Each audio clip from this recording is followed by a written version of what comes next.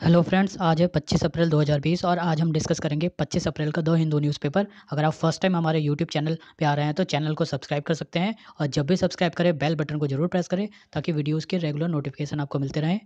तो चलिए स्टार्ट करते हैं आज की फर्स्ट न्यूज़ से। आज की फर्स्ट न्यूज़ है, India records largest single day spike of 1752 cases, toll hit 729। India का दूसरी बार सबसे बड़ा एक सिंगल डे में जो कोविड-19 के केसेस का राइज़ हुआ है, इंक्रीज़ हुआ है, वो है 1752 केसेस 24 घंटे में और टोटल नंबर ऑफ़ जो डेथ्स है वो 729 तक पहुंच गई हैं। और इसके अलावा करीब 9 लाख से भी ज़्यादा लोग कोविड-19 के एक्टिव सर्विलेंस में रखे गए हैं, होम मिनिस्ट्री के डेटा के अकॉर्डिंग। तो हेल्थ मिनिस्ट्री ने ये डेटा दिया है जिसमें बताया गया है कि 9 लाख से ज़्यादा लोग कोविड-19 के अलग-अलग जो सिम्पटम्स हैं उनके कारण सर्विलेंस में अभी रखे गए हैं। इनमें कुछ शहरों की जो कंडीशन है सीरियस बताई गई है मिनिस्ट्री ऑफ होम अफेयर्स के द्वारा। इसमें मेन से जो सिटीज़ हैं वो हैं चेन्नई, हैदराबाद, अहमदाबाद और सूरत। यहाँ पर कोविड-19 के केसेस काफ़ी बढ़ गए हैं और कंडीशन काफ़ी सीरियस मानी जा रही है होम मिनिस्ट्री के द्वारा। और अगर हम स्टेट्स के बारे में देखें तो स्टेट्स में अभी भी महाराष्ट्र में सबसे ज़्यादा केसेस हैं और सबसे ज़्यादा तेज़ी से केसेस बढ़ रहे हैं। जो बिल्कुल सबसे ज़्यादा केसेस वाले स्टेट्स हैं उनमें महाराष्ट्र नंबर 1 पर है। इसके अलावा गुजरात, दिल्ली, राजस्थान, एमपी, यूपी और तमिलनाडु में भी केसेस काफ़ी बढ़े हैं। तो महाराष्ट्र, गुजरात और दिल्ली टॉप पे है कोविड-19 से रिलेटेड केसेस को लेकर। जो टोटल काउंट है, टोटल नंबर ऑफ़ केसेस 23,000 से ज़्यादा पहुंच गए हैं। टोटल केसेस 23,452 इंडिया में हो गए हैं कल की डेट तक, जिसमें से 723 टोटल डेथ टोल है। तो कोविड-19 के केसेस काफ़ी बढ़ते जा रहे हैं और लॉकडाउन के कारण ये केसेस थोड़े से कम हुए देखे गए हैं, लेकिन अभी भी टेस्टिंग की जो दर है, जो जितने परसेंटेज की टेस्टिंग की जानी चाहिए उतनी अभी अच्छे से नहीं हो पाई है, जिसके कारण अभी ये जो आंकड़ा है वो बढ़ने की उम्मीद की जा रही है। अब सेकेंड न्यूज़ है, India must be self reliant says Modi. प्रधानमंत्री के द्वारा ऐसा बोला गया कि कोविड-19 और इस तरह की किसी दूसरी पेंडेमिक की अगर सिचुएशन आती है तो ऐसे टाइम में वही कंट्री सक्सेसफुल हो सकती हैं जो सेल्फ रिलायंट हो और सेल्फ सफिशिएंट हो। ये बात प्रधानमंत्री के द्वारा पंचायती राज डे के दिन बोली गई। पंचायती राज दिवस 24 अप्रैल को मनाया जाता है। 24 अप्रैल को पंचायती राज दिवस मनाया जाता है।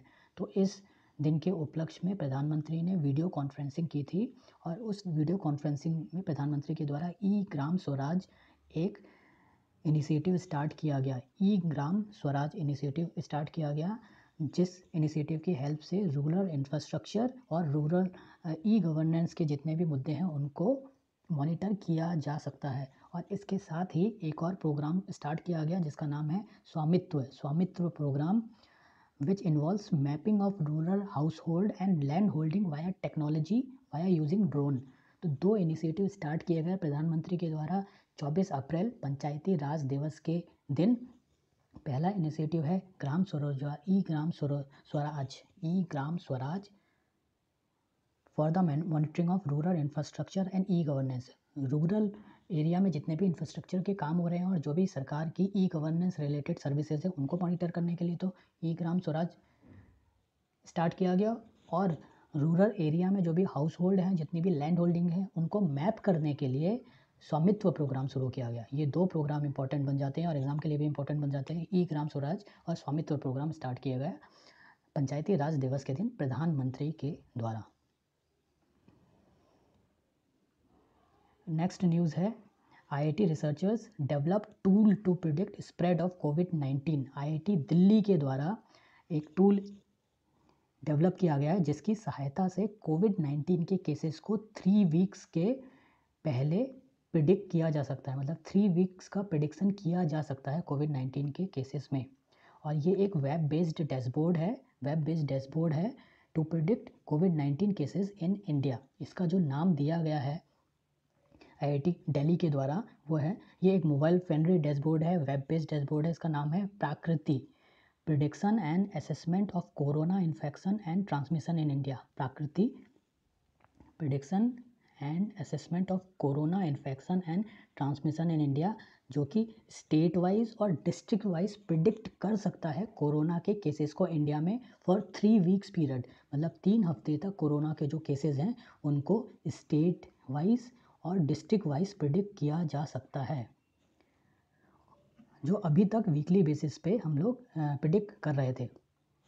गवर्नमेंट के द्वारा ये जो डेटा है वो प्रिडिक्ट किया जा रहा था वीकली बेसिस पे। अब अगर इस टूल का यूज़ किया जाए तो 3 हफ्ते का प्रिडिक्शन किया जा सकता है डिस्ट्रिक्ट वाइज और स्टेट वाइज। इसका जो की पैरामीटर है जिसके बेसिस पे ये प्राकृति वेब टूल काम करेगा, वो जो पैरामीटर है वो है रिप्रोडक्शन नंबर, RO, इसको बोलते हैं RO, रिप्रोडक्शन नंबर, या R0 भी बोलते हैं इसे। और इसकी वेरिएबिलिटी जो ऑल ओवर कंट्री है उसके बेसिस पे ही कोरोना वायरस के हॉटस्पॉट और बाकी ग्रीन जोन आइडेंटिफाई किए जाते हैं। अब RO मतलब क्या होता है? RO refers to number of people to whom the disease spreads from single infected person. मतलब अगर कोई पर्सन किसी एरिया में है और उसने 10 लोगों को इन्फेक्ट किया है, केवल एक पर्सन की वजह से लेट से 5 लोगों को इन्फेक्शन हुआ है, तो RO की वैल्यू 5 होगी। तो इस केस में RO होगा 5। अगर इस पर्सन ने 10 लोगों को इन्फेक्ट किया है तो RO की वैल्यू होगी 10। तो RO वो नंबर होता है जिसके हिसाब से ये पता लगाया जाता है कि कोई एक पर्सन कितने और लोगों को कोरोना से इन्फेक्ट कर रहा है। और इसीलिए इसको कोरोना को कंट्रोल करने के लिए RO की जो वैल्यू है वो कम से कम होनी चाहिए, इसलिए इस वैल्यू को कम करना है। और इसी RO की वैल्यू के बेसिस पे प्राकृति वेब जो सर टूल है इसको मेज़र किया जाता है और प्रिडिक्ट किया जाता है। Reduction of RO is key in controlling and mitigating कोविड-19 in India.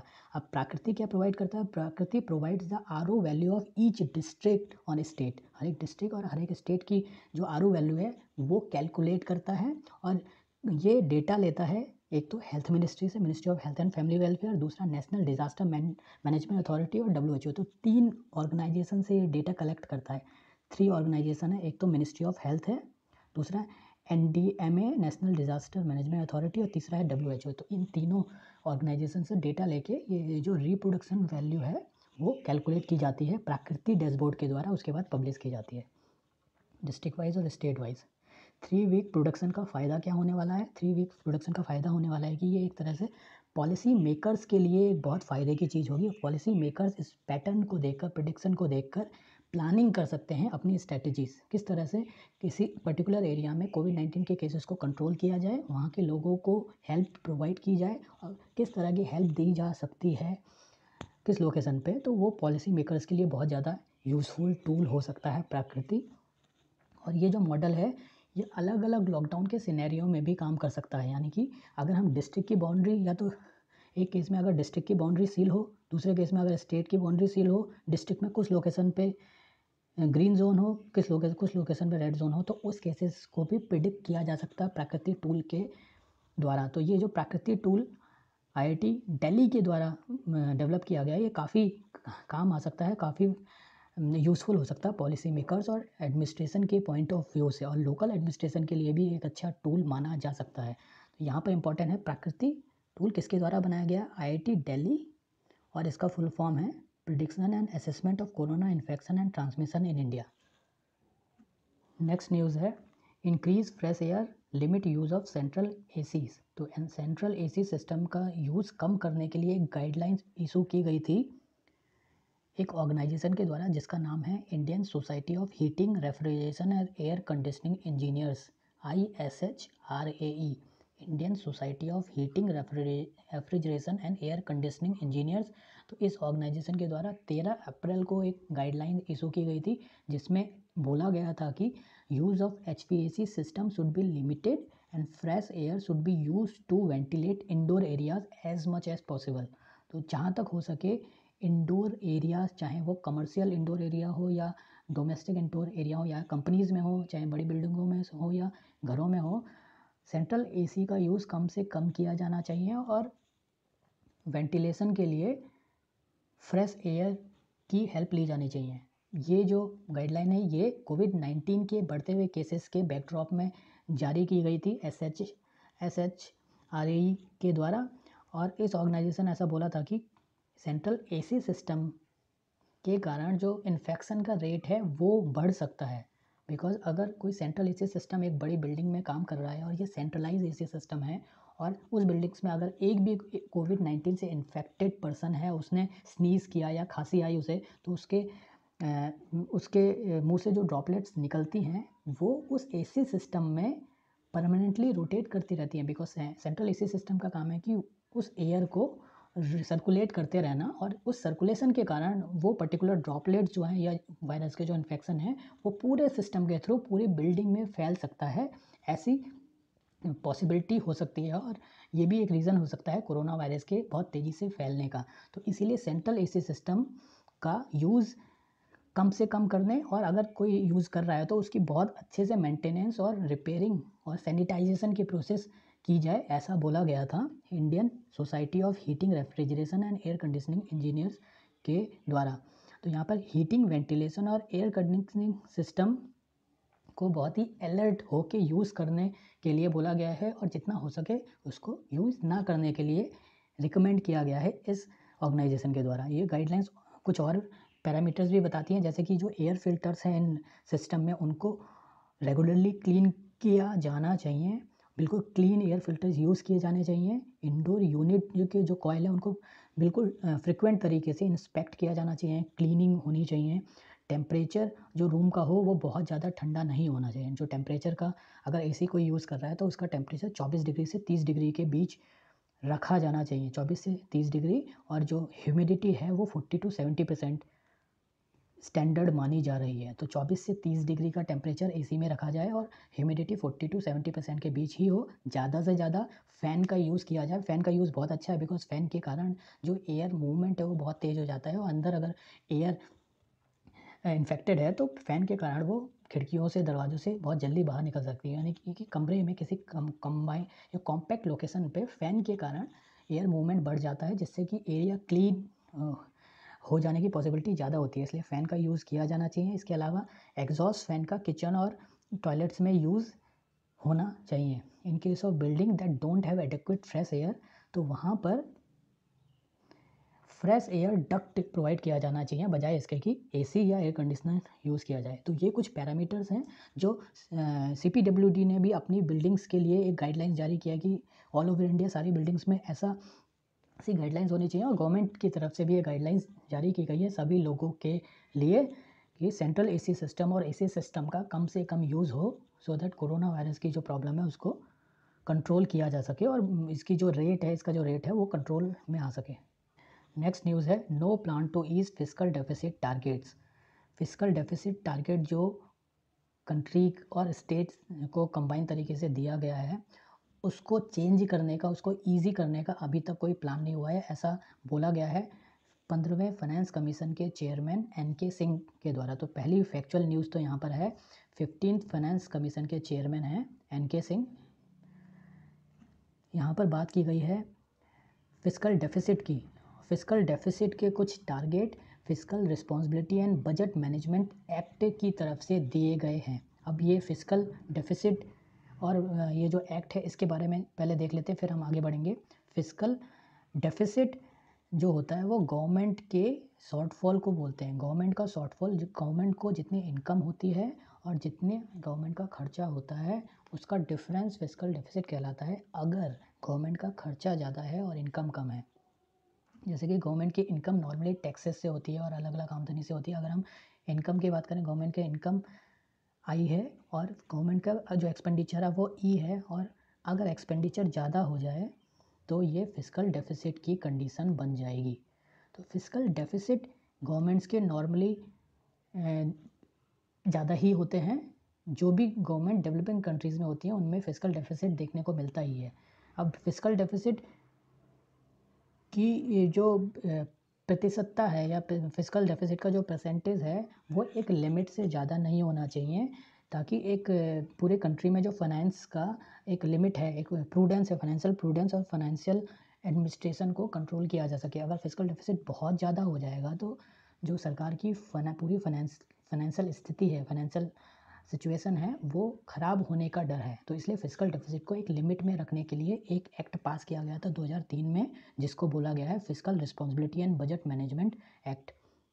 Fiscal responsibility and budget management act 2013 ये पार्लियामेंट का एक एक्ट है जिससे कि फाइनेंशियल डिसिप्लिन लाया जा सके सरकारों के जो फाइनेंशियल मैटर्स हैं उनमें, यानी कि सरकार के द्वारा जितने भी फाइनेंस से रिलेटेड काम किए जाते हैं वो एक मैनेज तरीके से, एक डिसिप्लिन वे में किए जा सके, और इंडिया का जो फिस्कल डेफिसिट है उसको रिड्यूस किया जा सके, बहुत ज़्यादा फिस्कल डेफिसिट ना हो, इसलिए इस बात को टारगेट में लेकर ये एक्ट लाया गया था।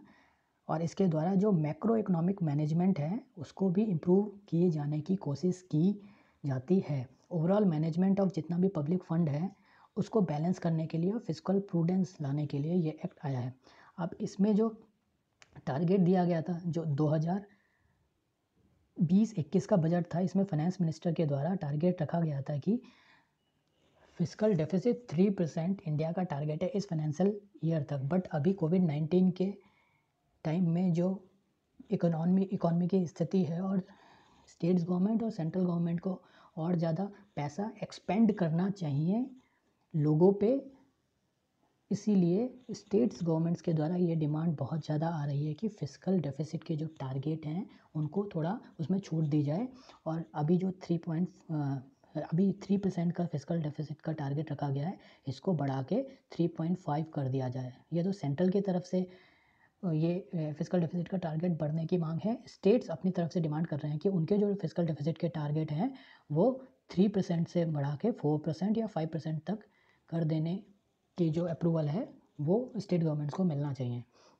तो इसी बात पे जो 15वें फाइनेंस कमीशन के चेयरमैन हैं एन के सिंह, उन्होंने बोला कि अभी तक ऐसी कोई बात नहीं की गई है सेंट्रल गवर्नमेंट की फाइनेंस मिनिस्ट्री के द्वारा, और अगर ऐसा किया जाना है तो एक्ट लाए जाने की ज़रूरत है। स्टेट गवर्नमेंट अगर ऐसा करना चाहती है सेंट्रल गवर्नमेंट, तो बिना फ्रेश लेजिस्लेशन के ये नहीं किया जा सकता।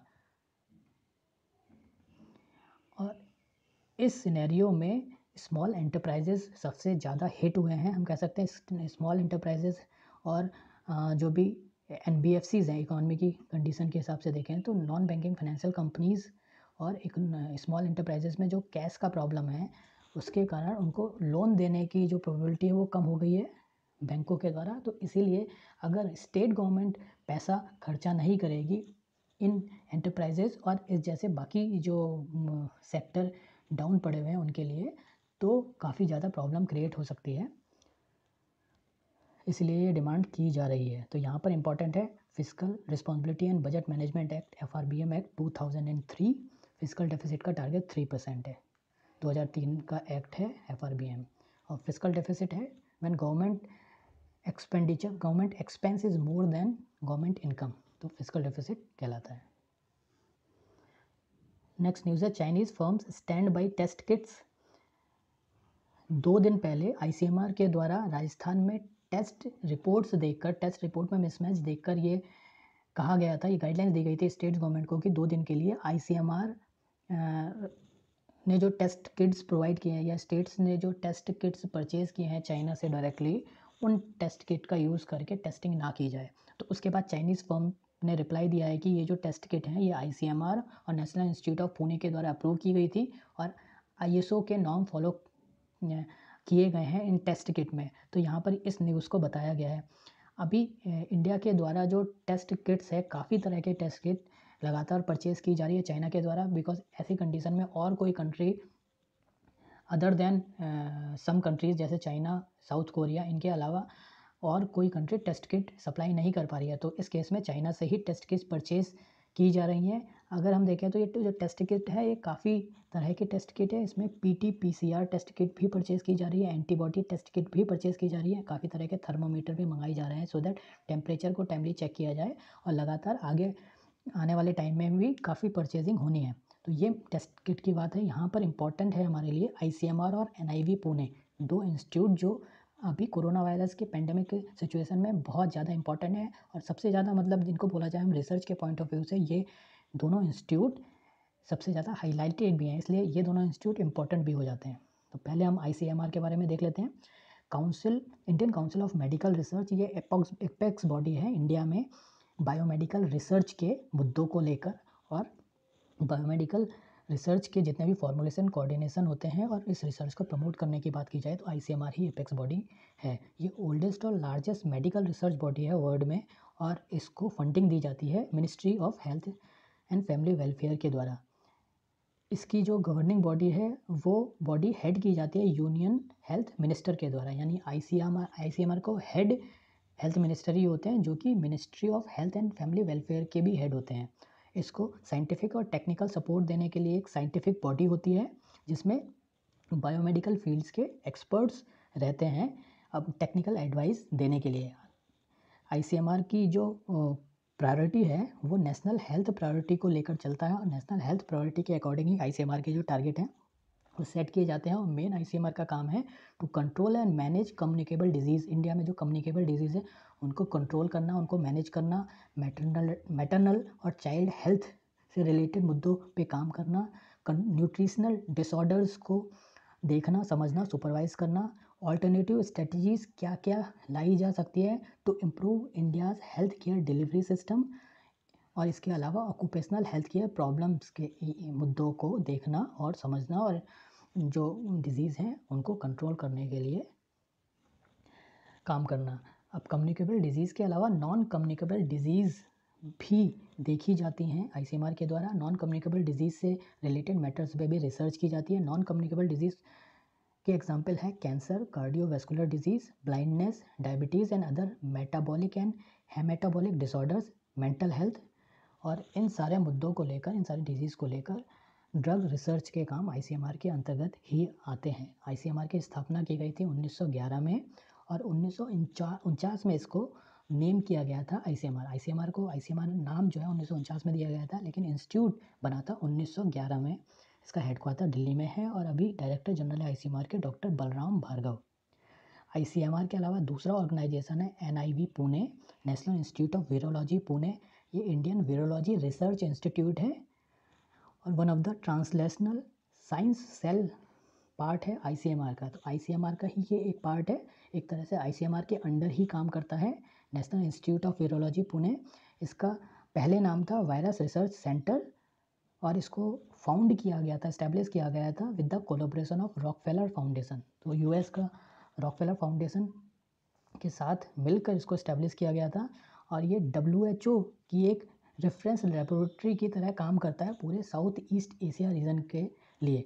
तो ये जो पुणे का इंस्टीट्यूट है एनआईवी पूरे साउथ ईस्ट एशिया के लिए WHO के लिए रेफरेंस लेबोरेटरी का काम करता है।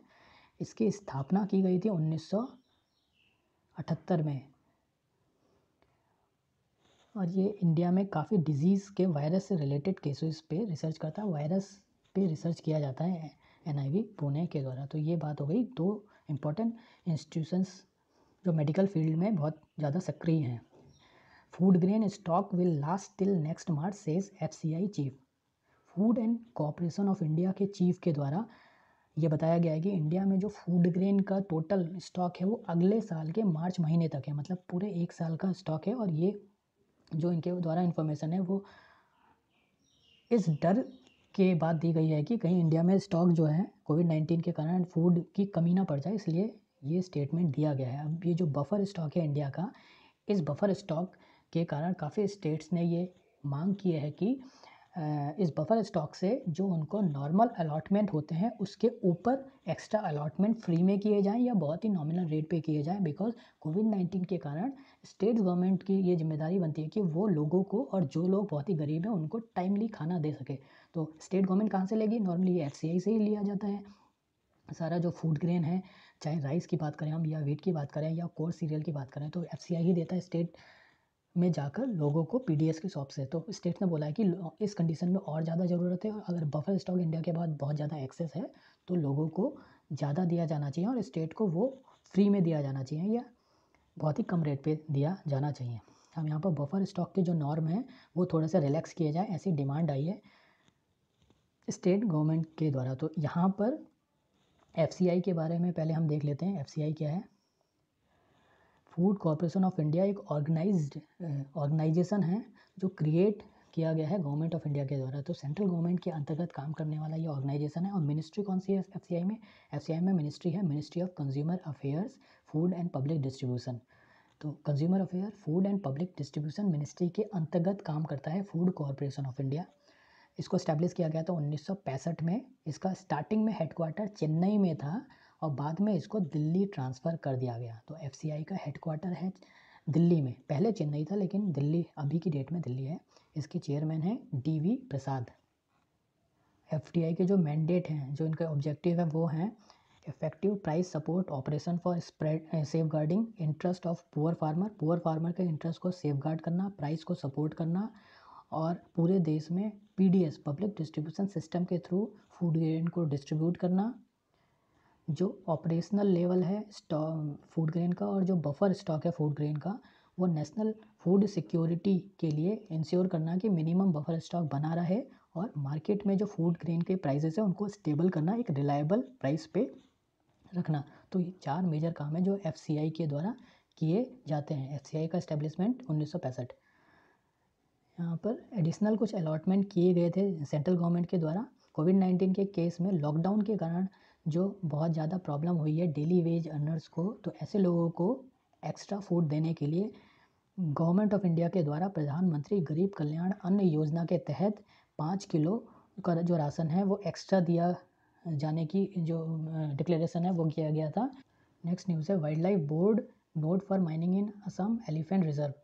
National board for wildlife has recommended coal mining in Assam elephant reserve. तो असम के एलिफेंट रिजर्व में national board for wildlife के द्वारा कोल माइनिंग की जो अनुमति है, अप्रूवल है, वो दे दिया गया है। हालांकि पहले जो मीटिंग हुई थी बोर्ड की उसमें ये जो माइनिंग है उसको रोकने की बात की गई थी, लेकिन अब ये प्रपोजल दे दिया गया है जिसके कारण एनवायरमेंट एक्टिविस्ट के जो कंसर्न है वो बहुत ज़्यादा बढ़ गए हैं और उनके अकॉर्डिंग जो अप्रूवल देना है it is a rampant violation of local forest law. तो एनवायरमेंट एक्टिविस्ट के द्वारा ये अपोज किया गया। अब यहाँ पर NBWL ये इम्पॉर्टेंट बॉडी है, इसके बारे में हम देख लेते हैं। पहले तो NBWL किस मिनिस्ट्री के अंतर्गत काम करती है? ये मिनिस्ट्री है ministry of environment forest and climate change. और ये जो बॉडी है इसकी स्थापना कब की गई थी और ये क्या क्या मैंडेट के साथ काम करती है ये देख लेते हैं पहले। ये एक स्टैट्यूटरी ऑर्गेनाइजेशन है जिसको वाइल्ड लाइफ प्रोटेक्शन एक्ट 1972 के अंतर्गत बनाया गया था। WPI 1972 के अंतर्गत इसको इस्टेब्लिश किया गया है। इसका रोल एडवाइजरी है नेचर में। ये सेंट्रल गवर्नमेंट को एडवाइजेस देती है और उन एडवाइसेस के बेसिस पे ही सेंट्रल गवर्नमेंट के द्वारा पॉलिसीज़ मेजर्स उठाए जाते हैं वाइल्ड लाइफ के कंजर्वेशन के लिए। इसका जो प्राइमरी फंक्शन है वो है to promote the conservation and development of wildlife and forest in the country. It has power to review all wildlife related matter. जितने भी वाइल्ड लाइफ रिलेटेड मैटर होते हैं उनको रिव्यू करती है ये बॉडी और वाइल्ड लाइफ से रिलेटेड जो भी प्रोजेक्ट हैं और नेशनल पार्क और नेशनल वाइल्ड लाइफ सेंचुरी के आसपास जितने भी एरिया में जो भी प्रोजेक्ट्स हैं उनका अप्रूवल NBWL के द्वारा ही दिया जाता है। और किसी भी नेशनल पार्क और वाइल्ड लाइफ सेंचुरी की जो बाउंड्रीज़ हैं वो बिना national board of wildlife के अप्रूवल के चेंज नहीं की जा सकती। इसका कॉम्पोजिशन देखते हैं। इसका कॉम्पोजिशन में इस बॉडी के चेयरमैन होते हैं प्राइम मिनिस्टर। तो इस बॉडी को हेड करते हैं प्राइम मिनिस्टर। इसमें 47 मेंबर्स होते हैं जिसमें प्राइम मिनिस्टर भी आते हैं। टोटल मेंबर्स 47 हैं और इसमें से 19 मेंबर एक्स ऑफिशियो मेंबर होते हैं और कुछ MPs भी होते हैं लोकसभा और राज्यसभा से। 2 MPs लोकसभा से होते हैं, 1 राज्यसभा से। इसके अलावा 5 NGO, 10 एमिनेंट इकोलॉजिस्ट, कंजर्वेशनिस्ट और एनवायरमेंटलिस्ट भी। मतलब एक तरह से बहुत डाइवर्सिफाइड बॉडी है जिसके हेड प्राइम मिनिस्टर हैं और नेशनल पार्क और वाइल्ड लाइफ सेंचुरी से रिलेटेड जो भी मुद्दे होते हैं वो इस बॉडी की अनुमति के बिना उनको पूरा नहीं किया जाता, उनको इफ़ेक्टिव नहीं बनाया जा सकता। यहाँ पर एक लोकेशन इंपॉर्टेंट है जहाँ पर कोल माइनिंग का अप्रूवल NBWL के द्वारा दिया गया है। ये लोकेशन है सालेकी फॉरेस्ट है। Saleki forest is a part of Dehing Patkai elephant reserve that includes the Dehing Patkai wildlife century.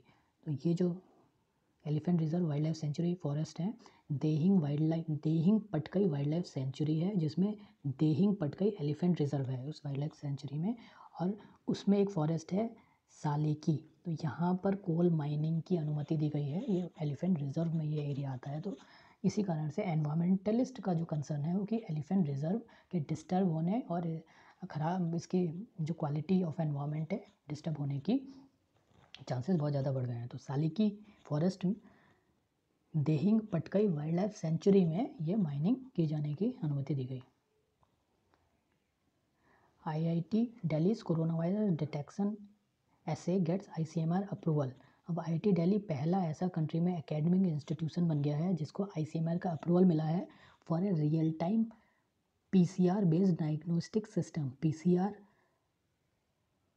Polymerase chain reaction based diagnostic ऐसे है जो कोविड-19 के केसेस को डिटेक्ट करने के लिए यूज़ किया जाएगा। ये जो ऐसे है ये आइडेंटिफाई करता है यूनिक रीजन्स, जो कोरोना वायरस का जीनोम है उसमें यूनिक रीजन आइडेंटिफाई किए जाते हैं इसके द्वारा, और उसमें से short stretches of RNA sequence जो स्पेसिफिक एरिया कोविड-19 का वायरस है जिसका नाम है SARS-CoV-2 का जीनोम से आरएनए के स्ट्रेचेस को सीक्वेंस किया गया आईआईटी दिल्ली के द्वारा, और उसके बाद एक यूनिक प्रॉपर्टी दिखी है इन साइंटिस्ट को जो कि अदर ह्यूमन कोरोना वायरस में पाई नहीं जाती। तो इस स्पेसिफिक प्रॉपर्टी के बेसिस पर ये पीसीआर टेस्ट किया जा सकता है जो जो कोरोना वायरस कोविड-19 के वायरस को डिटेक्ट करने के लिए काफ़ी कारगर साबित हो सकता है। तो ये आईआईटी दिल्ली पहला एकेडमिक इंस्टीट्यूशन बन गया है पीसीआर बेस्ड डायग्नोस्टिक ऐसे का। बिजनेस पेज पे नेक्स्ट न्यूज़ है, debt funds pose no systematic risk. ऐसा कहना है एएमएफआई जो म्यूचुअल फंड की बॉडी है उसके द्वारा। तो अभी रिसेंटली फ्रैंकलिन टेम्पलेसन म्यूचुअल फंड ने अपने 6 डेट फंड को क्लोज डाउन कर दिया, 6 डेट फंड को क्लोज डाउन कर दिया, जिसके कारण ये कंसर्न बहुत ज़्यादा बढ़ गई है मार्केट में कि जो डेट फंड है ये बहुत ज़्यादा रिस्की हो गए हैं। तो इन जो पैनिक एक तरह से क्रिएट हो गया है रिटेल इन्वेस्टर्स में, उस पैनिक को कम करने के लिए association of mutual fund in India ने बोला है कि जो क्रेडिट की प्रॉब्लम है, इलिक्विडिटी की प्रॉब्लम है, वो फ्रैंकलिन के म्यूचुअल फंड में ही थी और बाकी म्यूचुअल फंड में कोई प्रॉब्लम नहीं है। तो इसलिए रिटेल इन्वेस्टर्स को पैनिक नहीं होना चाहिए। तो पहले हम देख लेते हैं ये म्यूचुअल फंड है, डेट म्यूचुअल फंड, वो होते क्या हैं।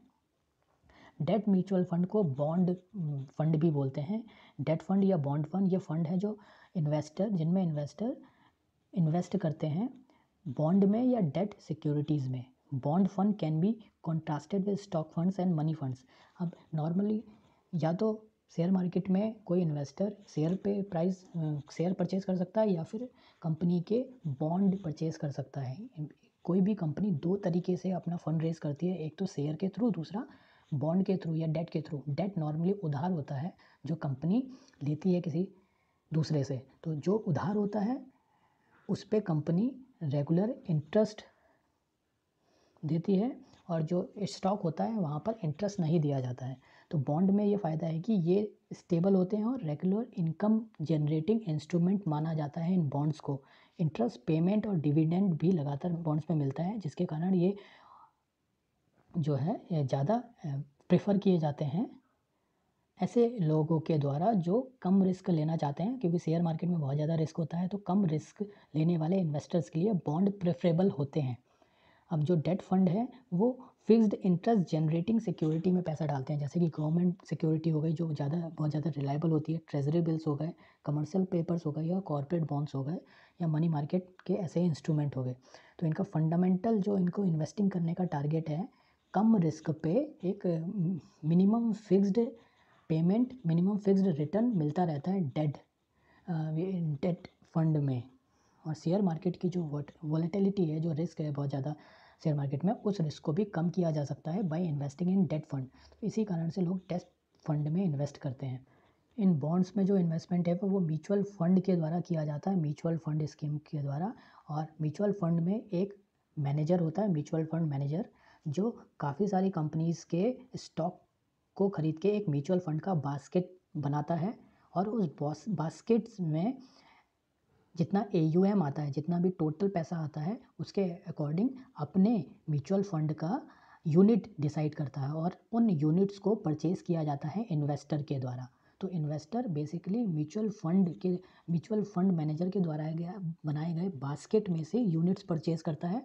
इस डाइवर्सिफिकेशन के कारण जो रिस्क है शेयर मार्केट का वो काफ़ी कम हो जाता है म्यूचुअल फंड में। इसलिए म्यूचुअल फंड जिन स्टॉक्स में और स्पेशली अगर डेट फंड में पैसा लगाता है तो काफ़ी सेफ माना जाता है। और इसी पर्टिकुलर प्रॉपर्टी के कारण ही ज़्यादातर लोग जो स्टॉक मार्केट में नहीं जाते वो डेट फंड में पैसा लगा के अपने पैसे को सेफ मानते हैं। और ऐसे सिनेरियो में अगर डेट फंड ही फेल हो जाए तो ये बड़ा पैनिक क्रिएट कर सकते हैं मार्केट में। तो ये 6 डेट फंड एक म्यूचुअल फंड हाउस के जो बंद हुए हैं, तो इसकी वजह से पैनिक क्रिएट हुआ। तो यहाँ पर एक बॉडी है association of national exchange members of India, इनके द्वारा भी बोला गया कि ये जो पर्टिकुलर ये इवेंट हुआ है इसको प्रॉपरली प्रोब किया जाना चाहिए और आरबीआई, मिनिस्ट्री ऑफ फाइनेंस और SEBI, mainly ministry of finance और सेबी के द्वारा एक कमेटी बना के इसको चेक किया जाना चाहिए।